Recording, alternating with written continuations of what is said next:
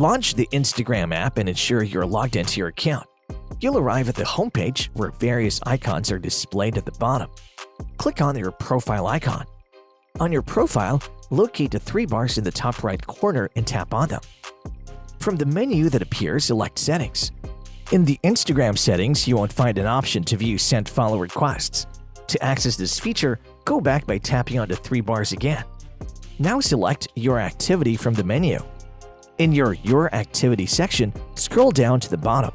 You'll find an option labeled Download Your Information. Tap on it. Request to download your information. Once your file is ready, you'll have 4 days to download it from this page. Downloading your file is password protected and is accessible only to you. Tap on Download a Request. Next, choose the types of information you want to download.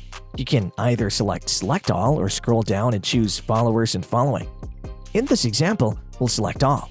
After your selection, tap on Next.